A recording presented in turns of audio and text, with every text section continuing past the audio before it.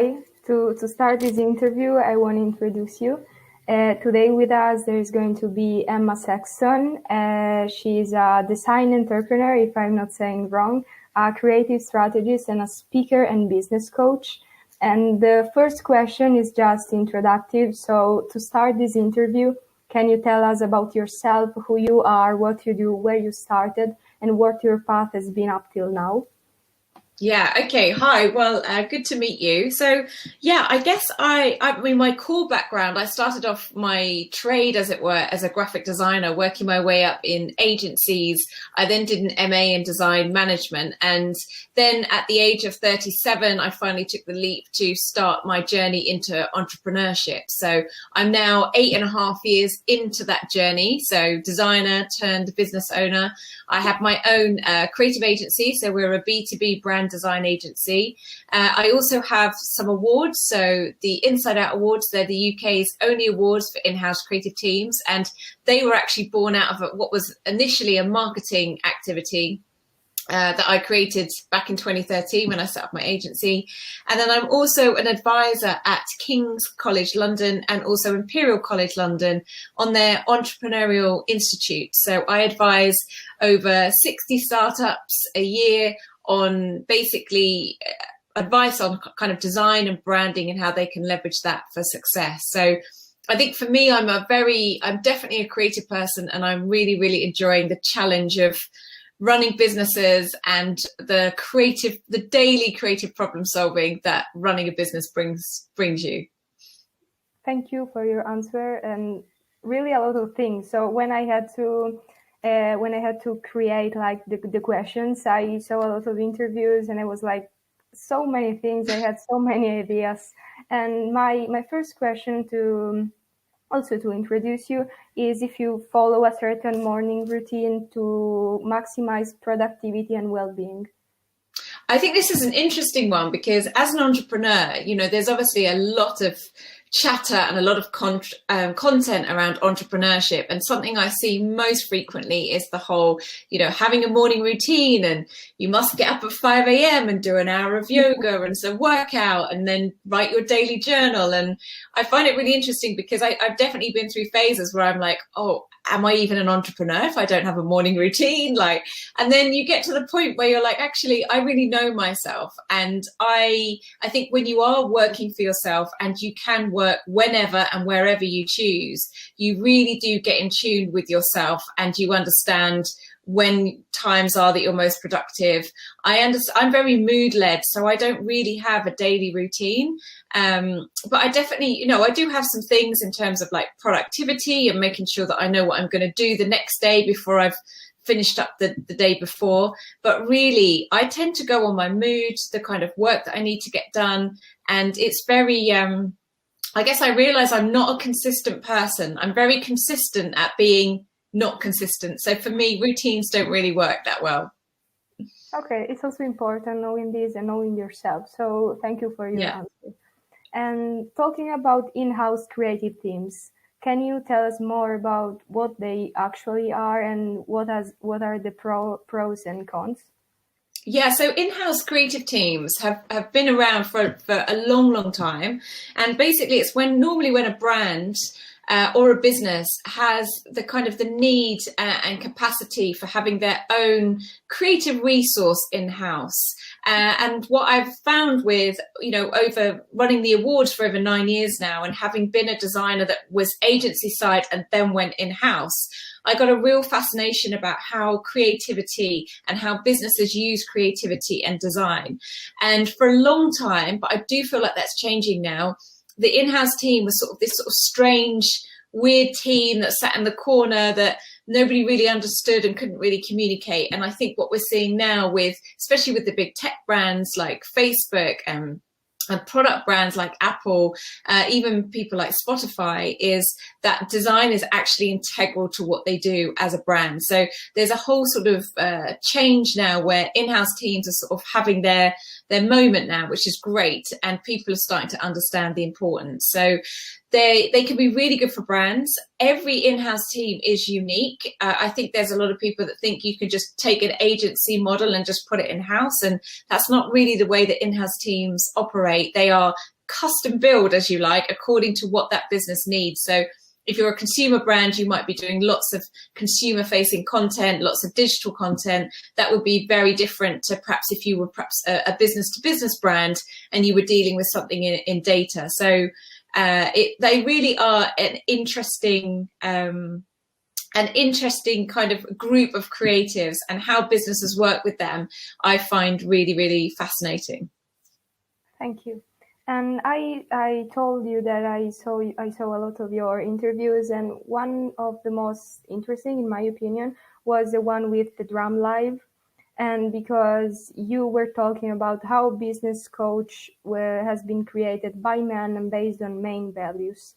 And if you want to create a culture when we have the best of feminine and the best of male values, we should take gender out and put values in. What do you think are the essential values that your business should be built on, that your businesses are built on? Yeah, so this is a really interesting question, because it was called a hetero approach, which I realize in a modern day is probably a problematic term. But for me, I was really trying to work out, how do we stop talking about gender and how do we put values into business? And it wasn't until you brought this question that I actually remembered this concept that I had, because I'd kind of sort of tucked it away really. And I looked at it again and I was like, actually, masculine and feminine values, I know at the time I was coming from a place of wanting not to talk about gender and allowing people to bring their whole self to work. But I think actually now, on reflection, I think the masculine and feminine values are still born out of gender. And I think where I'm at now is I definitely want a more inclusive working culture. You know, one of the reasons I wanted to create my own business was a little bit of feminism, feminist activism, a bit what I would call stealth activism. I could see the way that the workplace and workplace culture was not supporting women and not helping women. So one of my fundamental principles when I set up the agency, or when I do anything, is like, how can I make sure I create a culture where people can thrive, where they can bring their whole self to work? So for me, I create a very, I really believe in respect. That's my number one value, mutual respect, meeting everybody on a level. Secondly, I really believe in radical candor. I think if you're trying to get business done, there's a sort of duty that everybody has to be a bit honest and frank at the table about what needs to get done. And I think we get stuff done better and we have better relationships with our clients. I just think it's a much more efficient way of working. I definitely believe in self-efficiency. So people really empowering themselves, or, you know, as a leader, empowering my teams to make their own decisions and to do things in an autonomous way. I'm also a big believer in collaboration. I think that in this modern day, competition is a little bit unnecessary. You know, we can access the whole world. So therefore, it does become a lot more about culture and about your brand. That's what makes you distinctive. And that's what makes people want to either come towards you or move away from you. And then lastly, I really like a working culture where everybody wins. So for me, you know, it really is about sharing the financial success of my ventures and making sure, you know, that everybody, you know, has an opportunity to win and being involved. So those are kind of my guiding principles. So that whole theory of the masculine and feminine has evolved quite a lot, but that's what's really important to me still today. Thank you. And you also said that success needs to be redefined, but how can success be redefined? Yeah, so I think we have a very one-dimensional view of success, don't we? And I certainly see this in the entrepreneurial startup space, where success seems to be if you've won, you know, £10 million on your seed round.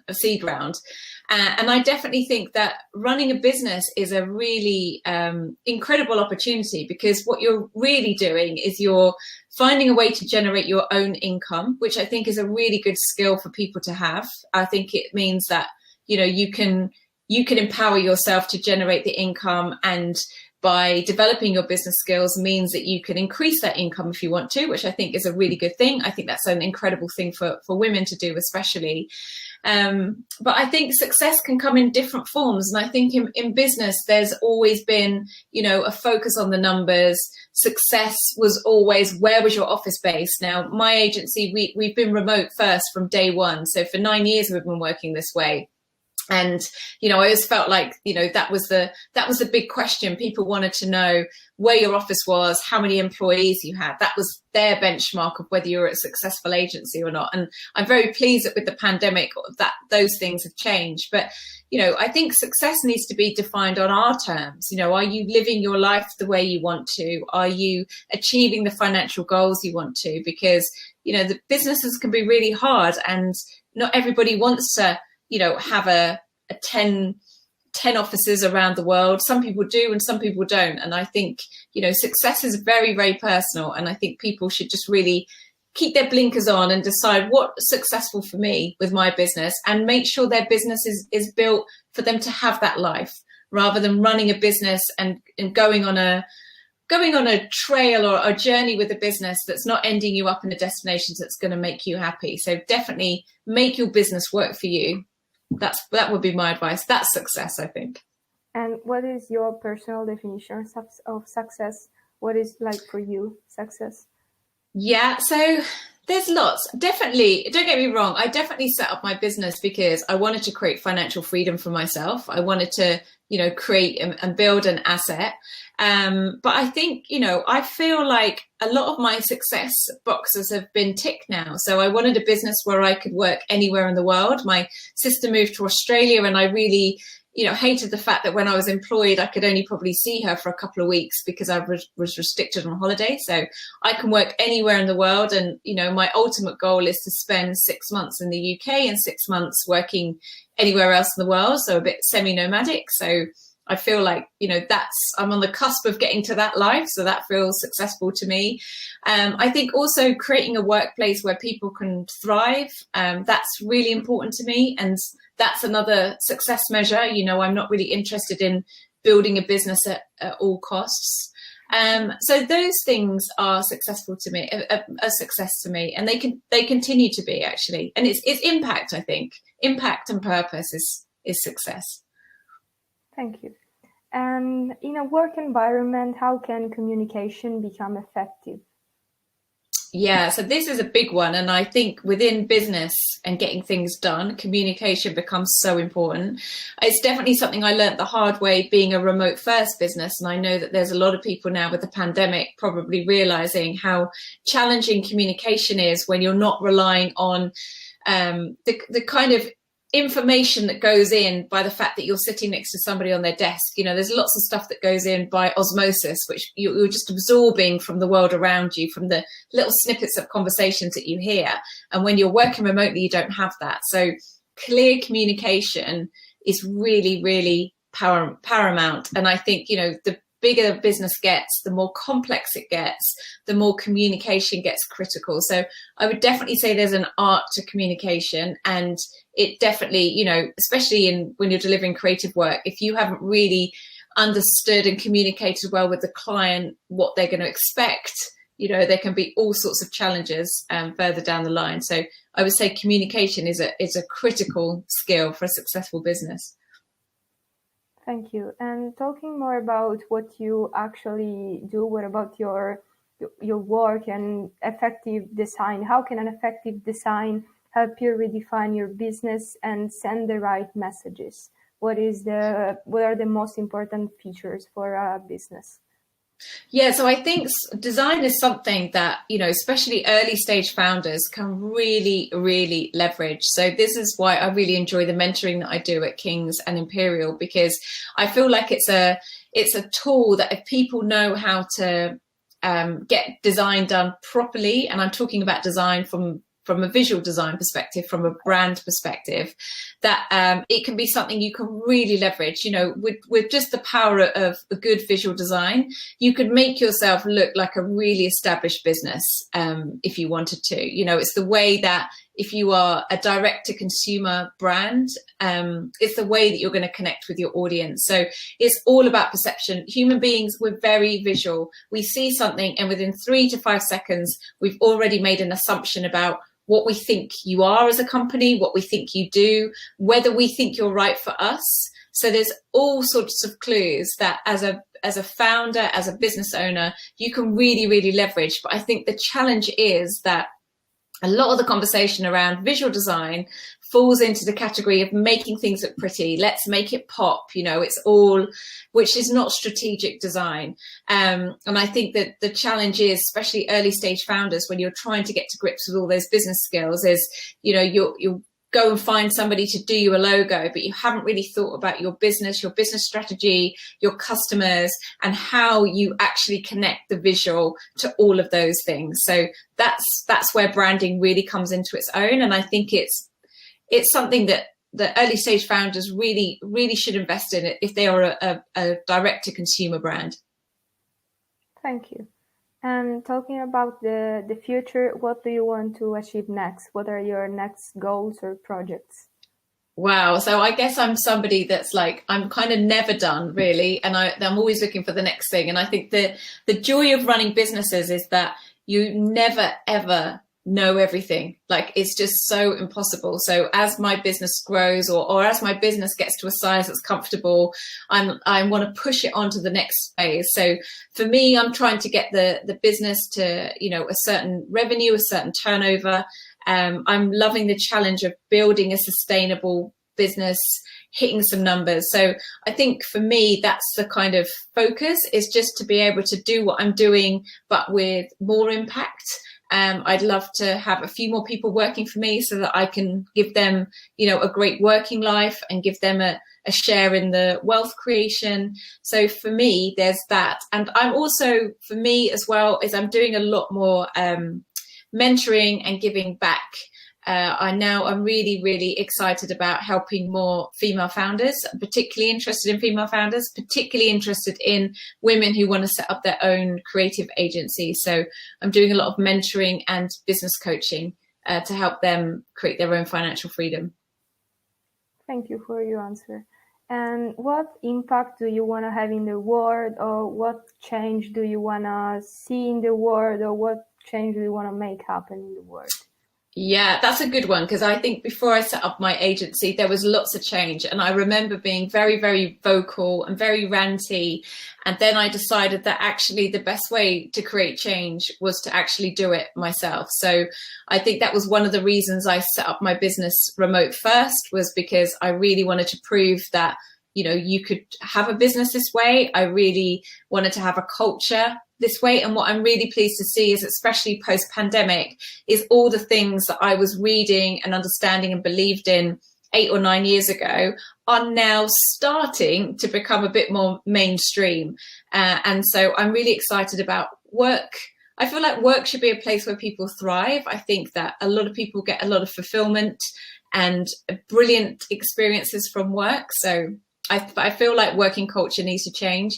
And then I also want to see more women taking control of their own financial freedom. I feel like economic empowerment for anybody who's, is just a really important thing to level the playing field. And, what I love about the female founders that I'm seeing is they are creating products and services based on things that have never been out there before, because we've got a real opportunity to change the world and make the world include us.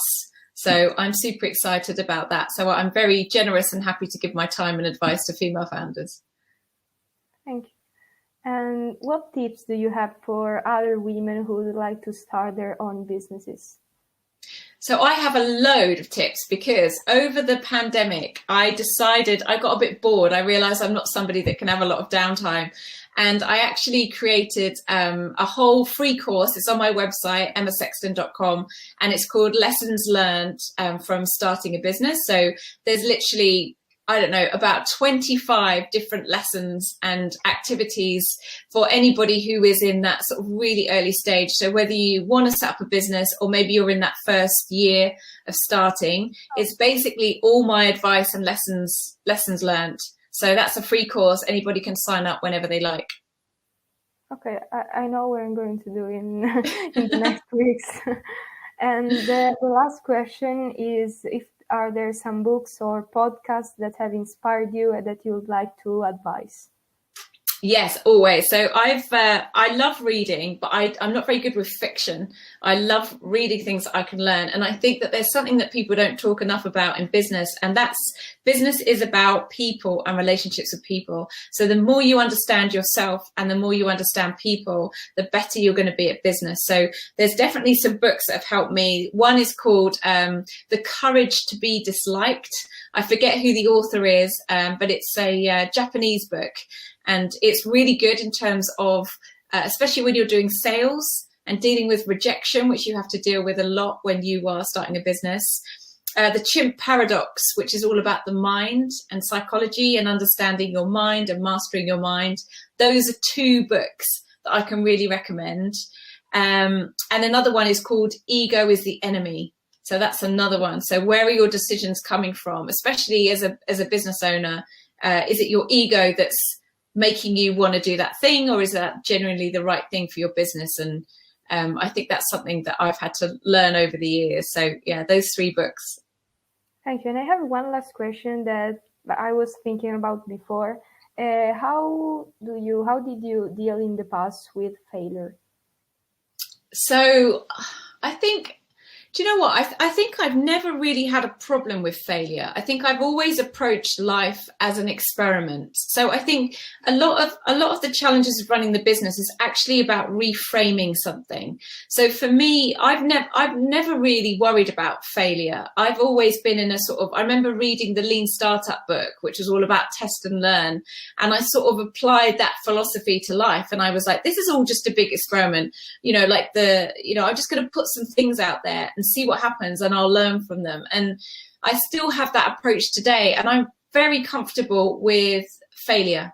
Very comfortable with failure. I feel like it's so important for learning, and I'm always take the learnings and move on. I don't really dwell on things. I want feedback. I want good feedback from people. You find people in this world who will give you really constructive feedback when you failed or you've made a mistake. They're the people that you really want to listen to, and you take it and you take the learnings and you move on. But yeah, failure is really, really important. So yeah, I kind of enjoy it, I guess. Thank you. And one last question.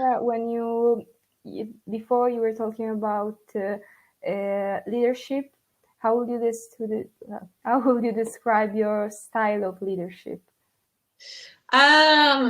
I think it's interesting. I think I try and lead with a lot of emotional intelligence, and that means being really aware of myself and my emotions and my driver and my state of mind, being really aware of my employees.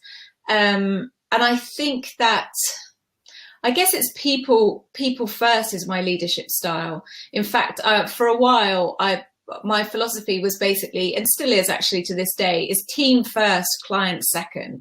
Because if my team are happy, they're going to be doing great work for my clients by default. Like if my team are happy, I know my clients are going to be happy as a byproduct of that. So that's definitely been a focus of me, and probably my leadership style. And I also have a very autonomous, I did train as a coach several years ago.